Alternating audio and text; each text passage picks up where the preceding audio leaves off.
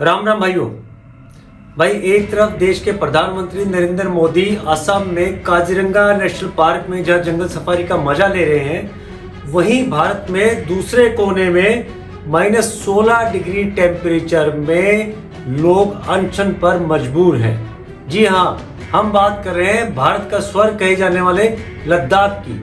क्या कारण है कि लद्दाख में -16 डिग्री टेम्परेचर में वहां के लोग अनशन पर मजबूर है?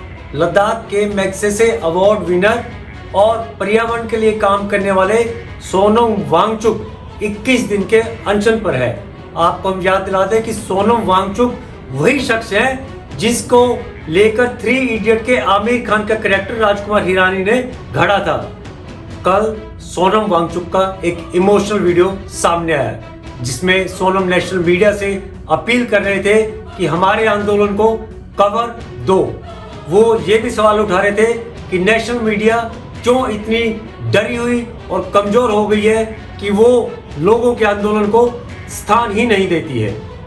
अब बात करते हैं कि मामला क्या है, क्यों लद्दाख -16 डिग्री टेम्परेचर में वहां के लोग आंदोलन कर रहे हैं। बात शुरू करते हैं 5 अगस्त 2019 से।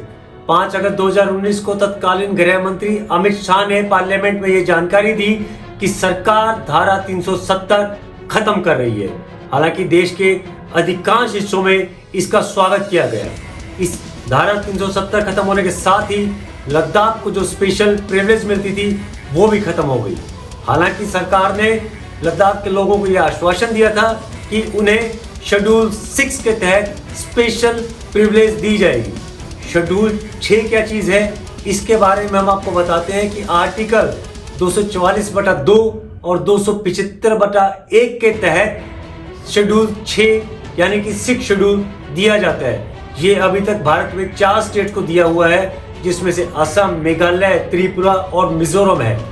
तो लद्दाख के लोगों को सरकार ने आश्वासन दिया कि शेड्यूल 6 आपको दिया जाएगा और लद्दाख की जो संस्कृति है और वहाँ की विरासत है उससे शेड्यूल 6 के तहत उसको बचाया जाएगा।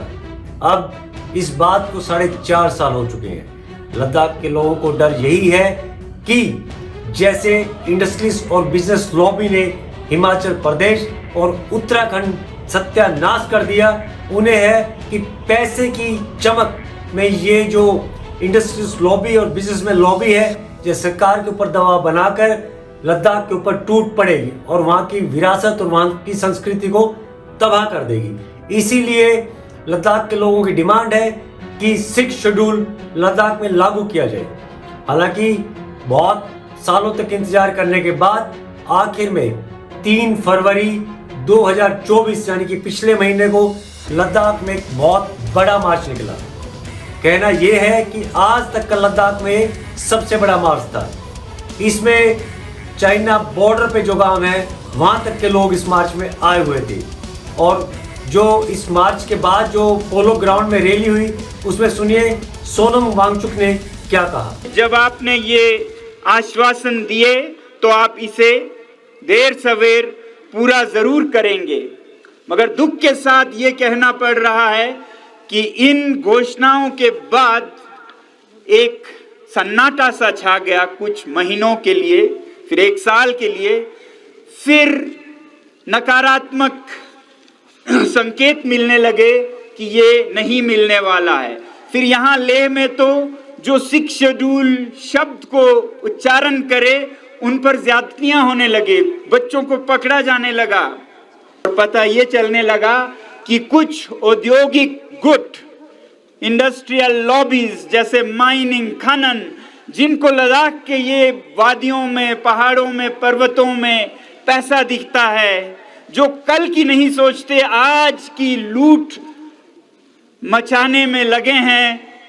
हिमाचल में, उत्तरांचल में, पूरे हिमालय में, जिसका खामियाजा यहाँ के लोग हिमालय में भुगत रहे हैं। आप देख रहे हैं हिमाचल प्रदेश में क्या हो रहा है। ये अंधाधुंध विकास के नाम पर जो उद्योग का तांता लगा हुआ है, यही आप उत्तराखंड में देख रहे हैं।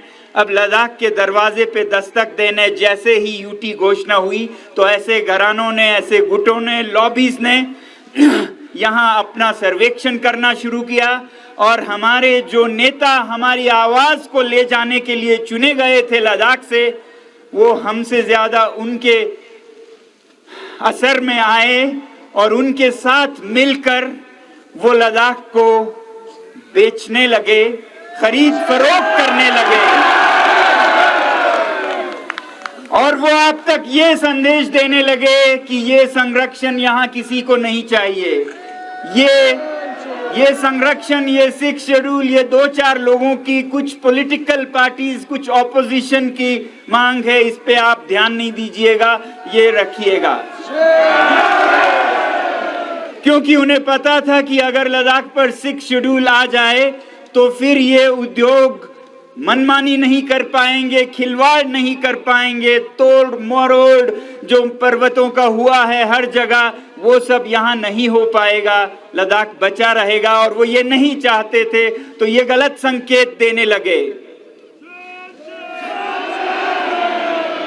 तो जब उन्होंने ये कहा कि ये कुछ ही लोगों की मांग है, तब लद्दाख के लोगों ने आपको जवाब संदेश देने के लिए, अपने पैरों से वोट देने के लिए आज यहाँ पर हजारों, दसियों हजारों में लोग जमा होकर इस ठंड में ये जताने के लिए आए हैं कि हम सब इस मांग के साथ हैं। आप इस बहकावे में ना आए जो कुछ मतलबी लोग, वेस्टेड इंटरेस्ट आप तक पहुंचा रहे हैं।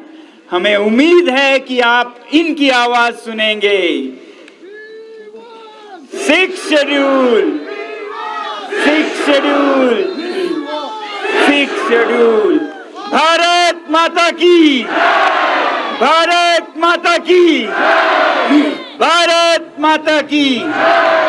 जब राहुल गांधी कन्याकुमारी से कश्मीर तक की पदयात्रा कर रहे थे, तो लद्दाख में उनके स्टे के दौरान वहां के स्थानीय लोगों ने राहुल गांधी के सामने भी अपनी समस्या रखी थी।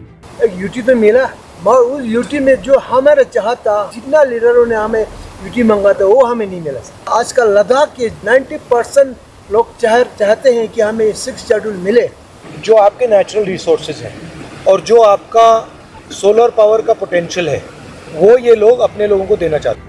अब थक हार कर सोनम वांगचुक का वीडियो आया है नेशनल मीडिया के लिए, जिसमें उन्होंने लाचारी दिखाई है नेशनल मीडिया की कि क्यों वो इस तरह के आंदोलन कवर क्यों नहीं कर रही है। सुनिए उनका वीडियो। नमस्कार जूले, ये आज मेरा चौथा दिन शुरू हो रहा है अनशन का, और खुले आसमान में तापमान यहाँ पर -16 के करीब था। आप देख रहे हैं ये जो गिलास पानी से भरा था, ये पूरा जम गया है, और इस गिलास में तो एक विज्ञान का अनुसंधान हो गया है। ये भरा हुआ था कल रात को, अब ये उठकर ऊपर हो गया है, यानी कि जमने पर पानी का परिमाण, वॉल्यूम बढ़ जाता है। इससे दिखता है टेबल पर जो पानी गिरा वो सब जम के ऐसा हो गया है। ऐसे में हम अनशन कर रहे हैं, मगर सबसे हैरानी मुझे ये है कि आज तक जो मेन स्ट्रीम मीडिया है भारत की, उसने इस आंदोलन का जो उथल पुथल इस सीमा पर हो रही है, इसका जरा भी जिक्र नहीं किया। सीमा पार से एक सीमा हैदर आती हैं तो उन पर सैकड़ों घंटे चर्चा होती है, मगर भारत, चीन और पाकिस्तान के सीमा पर लद्दाख, इस पर जीरो चर्चा है। आपको पता है, मेरे ख्याल से तो आज भारत के इस सीमा पर हमारे सैनिक सबसे कमजोर स्थिति में हैं, क्योंकि यहाँ पर सबसे बड़े लड़ाकू माने जाते हैं लद्दाख स्काउट्स, सिख रेजिमेंट्स और गुरखा रेजिमेंट्स। आज लद्दाख के सैनिकों का मनोबल टूटा है, ठेस पहुंचा है, क्योंकि लद्दाख को न लोकतंत्र दिया गया है, न संरक्षण। और दूसरी तरफ सिख सैनिकों का मनोबल भी कमजोर है, क्योंकि जो पंजाब में आंदोलन हो रहे हैं उसका असर उन पे भी पड़ता है। और गुरखा सैनिक तो अग्निवीर के चलते 4 साल को वो नकार रहे हैं, और वो अब उससे भी बुरा क्या हो रहा है कि चीन की सेना में भर्ती होने जा रहे हैं। तो वही सैनिक जो हमारे शक्ति थी, जिनके बारे में ये कहा जाता है कि अगर कोई कहे कि मुझे मरने से डर नहीं लगता, तो वो या तो झूठ बोल रहा है या वो गुरखा है। आज वही गुरखा चीन की तरफ से हमसे लड़ेंगे। तो ऐसा उथल पुथल हो रहा है, मगर हमारी मेन स्ट्रीम मीडिया जरा भी चर्चा नहीं कर रही है। मेरी आपसे विनती है कि आप एक मीडिया बने और इन वीडियोस को शेयर करें, और कहें इन हमारे भारत के मीडिया चैनल से, जो कि चौथी स्तंभ है, पिलर हैं डेमोक्रेसी के, कि वो अपना फर्ज निभाएं। मुझे नहीं समझ आता है वो रात को कैसे सोते होंगे इस तरह के दोगलापंथी में। मुझे उम्मीद है कि आप सब लद्दाख का समर्थन करेंगे, भारत के सीमा की सुरक्षा का समर्थन करेंगे, क्योंकि लद्दाख के संरक्षण में ही भारत की सुरक्षा है। धन्यवाद। सोशल मीडिया का सोनम वांगचुक को यह भरोसा है कि नेशनल मीडिया उनके मुद्दों को कवर करे चाहे ना करे, लेकिन सोशल मीडिया आगे आएगी और जन कल्याण के इस तरह के आंदोलन को स्प्रेड करने का काम करेगी। आज के लिए इतना ही, साइनिंग ऑफ। अगली बार फिर मिलते हैं। राम राम।